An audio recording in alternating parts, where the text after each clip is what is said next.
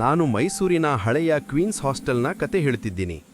ಆ ಬಿಲ್ಡಿಂಗ್ ಗಾಳಿ ಯಾವತ್ತೂ ತಣ್ಣಗೆ ವಿಚಿತ್ರವಾಗಿರ್ತಿತ್ತು. ರೂಮ್ಮೇಟ್ ಹೇಳಿದ್ದ, ರಾತ್ರಿ 11 PM ಮೇಲೆ ಇಲ್ಲಿ ಪೂರ್ತಿ ಸೈಲೆಂಟ್ ಇರಬೇಕು. ಶುರುನಲ್ಲಿ ಎಲ್ಲ ಕ್ಯಾಶುವಲ್ ಆಗಿತ್ತು, ಆದರೆ ಪ್ರತಿದಿನ ರಾತ್ರಿ ಕೆಳಗಿನ ಗ್ಯಾಲರಿಯಿಂದ ಏನೋ ಭಾರವಾದ ಆಬ್ಜೆಕ್ಟ್ ಅನ್ನೋ ತರಹದ ಸೌಂಡ್. ಆಮೇಲೆ ನನ್ನ ಫ್ರೆಂಡ್ ತರುಣ್ ಮುಖ ಡಲ್ ಆಗ್ಬಿಟ್ಟಿತ್ತು. ಕ್ಲಾಸ್, ಮೆಸ್ ಎಲ್ಲ ಕಡೆ ನಿದ್ದೆ, ಕಣ್ಣುಗಳು ಬರೀ ಬ್ಲ್ಯಾಂಕ್. ನಮ್ಮ ಅಜ್ಜಿ ಹೇಳಿದ ಕಥೆ ನೆನಪಾಯಿತು.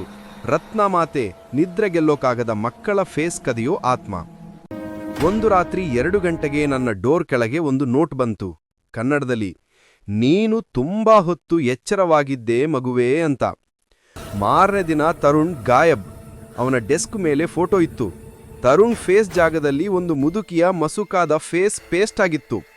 ನಾನು ಓಡಿ ಬಂದೆ, ಆದ್ರೆ ಹಾಸ್ಟೆಲ್ ಗೇಟ್ ಹತ್ತಿರ ವಾರ್ಡನ್ ನಿಂತಿದ್ರು.